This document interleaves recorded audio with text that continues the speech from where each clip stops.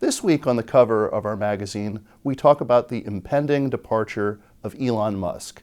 Musk has been heading the Department of Government Efficiency, DOGE for short, and he's been a very polarizing figure in the second Trump administration. When President Trump had a cabinet meeting that was marking the first 100 days of his second term in office, it felt like a little bit of a goodbye to Musk. But you have been treated unfairly, but the vast majority of people in this country really respect and appreciate you, and this whole room can say that very strongly. You've really been a tremendous help. You opened up a lot of eyes as to what can be done, and we just want to thank you very much. And you know, you're invited to stay as long as you want. At some point, I guess he wants to get back home to his cars and his Musk also seemed to be saying goodbye when he got to speak during the cabinet meeting. You know, they say I wear a lot of hats, and as you can see, it's true. Even my hat has a hat. A big part of Musk's mission has been trying to get government spending and the government bureaucracy under control.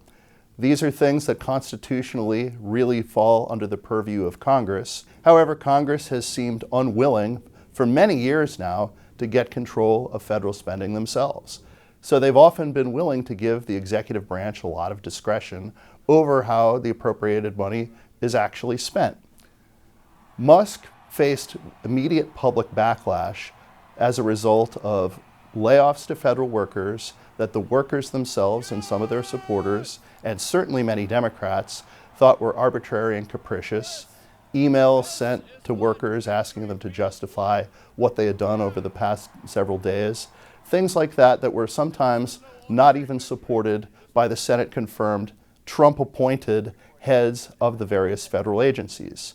This began to hurt the administration in the polls, as it was the first thing the Trump administration did in return to office that sort of generated public opposition. A Washington Post poll found that only 35% of voters actually approved of what Musk was doing with DOGE. As a result of that, DOGE was under the gun, and many people began to take out their frustration with DOGE on Musk's companies, particularly Tesla, which makes electric vehicles, and many of their customers lean Democratic. Musk always conceded that DOGE wasn't going to be perfect. I should say, we will make mistakes. We won't be perfect, but when we make a mistake, we'll fix it very quickly.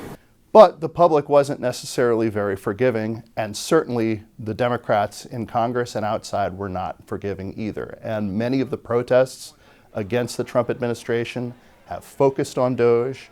And so the question remains, what's going to happen when Musk either takes a step back or phases himself out more or less entirely to refocus on his businesses?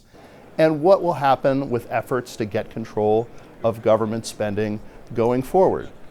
DOGE isn't supposed to be going anywhere, but somebody is going to have to lead this fight, and it's very evident that the government, when it's being cut, fights back, no matter who is in office. So we'll have to see whether anybody in Congress wants to take on this role, or whether Musk will have a successor at DOGE who can move this forward.